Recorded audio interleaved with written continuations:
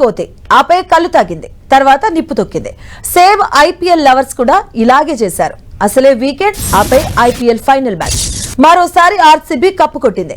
ఇక కళ్ళు తాగి నిప్పు తొక్కినటువంటి కోతుల్లా వ్యవహరించారు ఆర్సీబీ ఫ్యాన్స్. మ్యాచ్ అయిపోగానే రోడ్లపైకి వచ్చి నానా హంగామా చేశారు. తెలుగు రాష్ట్రాల్లోని ప్రధాన నగరాల్లో ఆర్సీబీ ఫ్యాన్స్ సెలబ్రేషన్స్ రుతుమించాయి.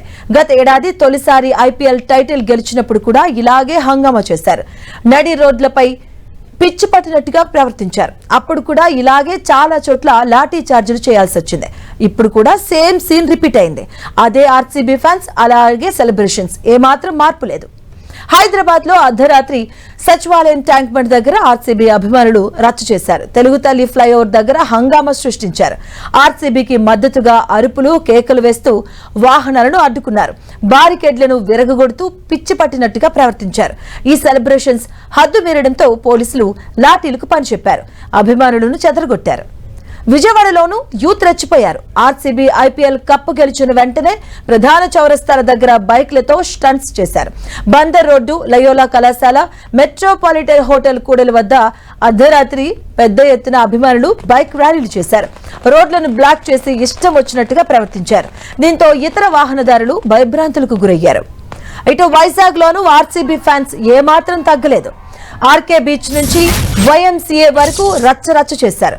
బైక్లపై స్పీడ్ గా వెళ్తూ హారన్లను కొడుతూ హంగామా చేశారు. నడి రోడ్డుపై పటాసులు కాల్చుతూ సంబరాలు చేసుకున్నారు.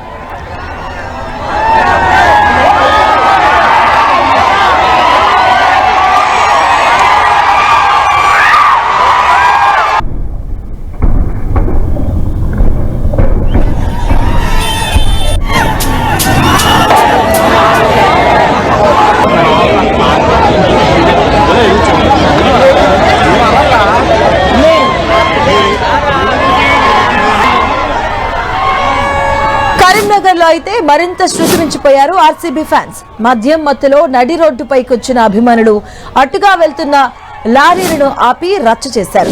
లారీ డ్రైవర్లను దుర్భాషలాడుతూ అద్దాలను ధ్వంసం చేసేందుకు ప్రయత్నించారు.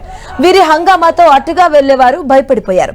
మొత్తానికి ఆనందంగా జరుపుకోవాల్సిన సంబరాలను రచ్చరచ్చ చేసి పిచ్చి పట్టినట్టుగా జరుపుకున్నారు ఆర్సీబీ అభిమానులు.